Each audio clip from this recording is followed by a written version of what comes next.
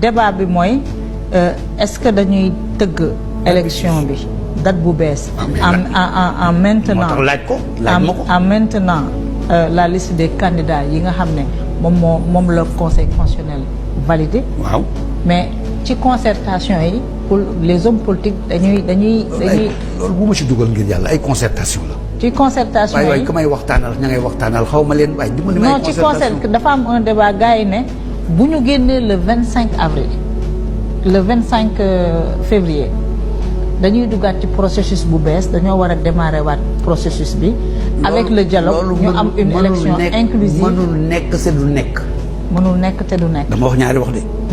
mënul ne te du nekk parce que boo ko déggee nga wax ma dama ne mënul ne te du nekk. mënul ne te du nekk c'est président de la République amul pouvoir boobu def ko alors président de la République amul pouvoir def loolu amutu ko jéem na ko am ñu dindi ko amu ko ku koy wax da nga koy sonal rek ñun sénégalais nanu màndu si suñu bopp màndu si suñu njaboot ñun ñoo ne démocrate lañu ñoo koy wax di ko ngan na nganaloo si dëkk bi ñoo ne républicain lañu di ko ngan na nganaloo si dëkk bi ñoo dem conseil constitutionnel atte wax man na la bañ a neex nag parce que man la may naqadi si justice bari na lool ci samay atte mbokk yi may def mais am na damay seet nu may àndeex moom nu may dundeex moom ba baneen ma dabu wante ñëw ne lii neexuma daf fiy jóge yaay kan mënta nekk du nekk ku ko jéem a def yaa ngi def forcing déedéet man tuddumaay forcing dama ne rek du ne sama kaddu laa joxe man mënul ne te du ne mënul nekk te du ne maa ne mënul ne maa ne du ne ñu wax lu leer sama engagement. Alors donc juste ma ñëw ci maître Doudou Ndoye gis naa c'est vrai que borom xam-xam la et souvent on dit que borom xam-xam yi rek ñoom ñooy daanu parce que souvent dinañu dugg ci xam-xam ba réeral seen bopp ma dégg ko muy doon def émission ak Maïmouna Ndir ñu bëri sax ñooy poser la question muy wax naan le président de la République mën na féete au-delà donc de 2 avril parce que c'est la constitution qui dit que le président de la République reste en fonction après donc l'élection donc de son successeur jusqu'à la passation et par conséquent si les élections sont organisées etc petiti patata mais maître Doudou Ndoye article 36 boobu ngay interprété li mu wax c'est très clair d'abord da nga koy comprendre que l'article ne parle pas au-delà donc du cours légal normal du mandat du président en exercice ça veut dire simplement que bu ñu defee premier tour par exemple le 25 février def deuxième tour bi au mois de mars vers 25 mars ou 26 mars ñu def deuxième tour donc de l'élection présidentielle su fekkee ni deuxième tour am na même su fekkee ni au premier tour le premier candidat bi génn gagné son successeur l'article 36 boobu dafay wax ni c'est pas parce que fal nañ la rek au premier tour supposons que au premier tour le premier candidat bi génn nekk successeur son successeur ñu fal ko mu gagné élection yi du nekk tout de suite et maintenant président parce que le président en exercice dafay continuer de nekk en fonction jusqu'à l'expiration donc de son mandat normal le 2 avril pour que le 3 mu def la passation donc de service donc en temps boobu la article bi wax ni que il reste en fonction bu fekkee deuxième tour am na ci diggante bi ñu yóbbu ko 25 mars par exemple ki ñuy gagné bu ñu ko falee le 25 le 26 du xëy rek ñëw pare daal ni man maay président bi déedéet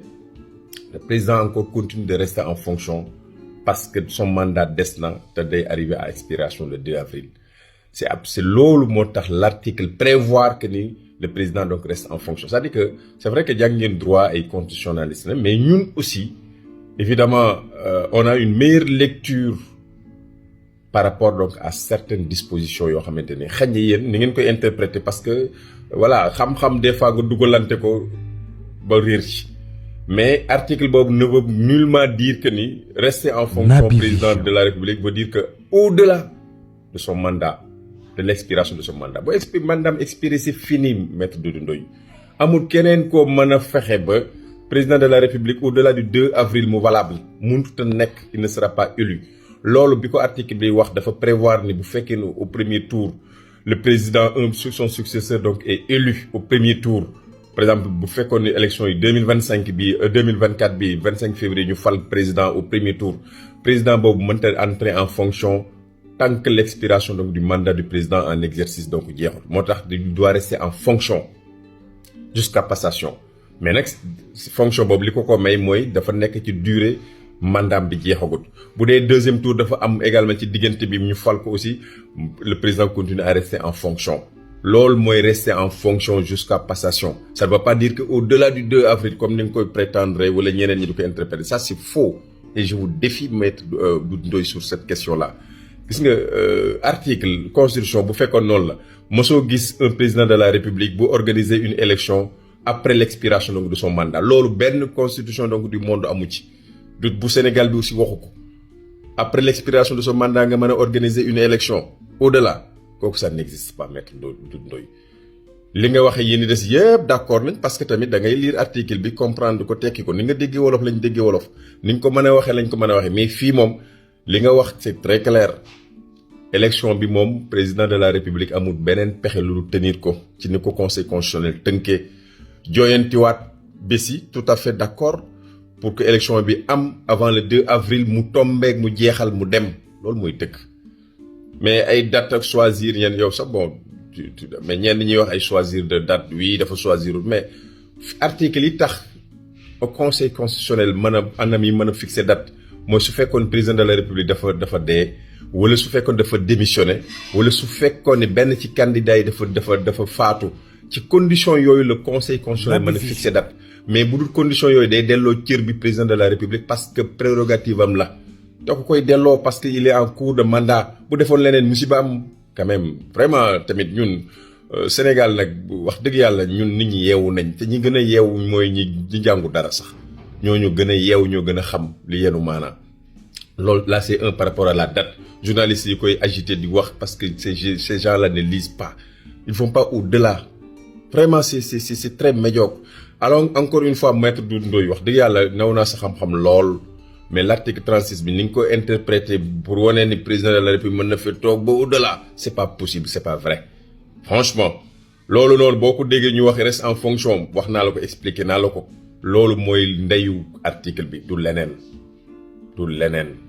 reste en fonction bi ça veut dire que il continue à terminer son mandat mais mënoo ko interpréter au-delà de son mandat ça c'est pas possible bu dee loolu la constitution bi ñu xotti ko léegi sànni quand même soyons sérieux kon Macky Sall pour terminer rek bu la fi nit ñi di jay ngay ut si fooy jëfandiku lii yëpp di laqatu ba far laxasu moo la koy indil yeneen yi ngay laqatool yëpp article ak interprétation day ngay nax sa bopp rester logique li la dese jéem cee màggal sa bopp génne ci sa bopp moo gën leneen lu ñu la wax nag dañ lay nax voilà asalaam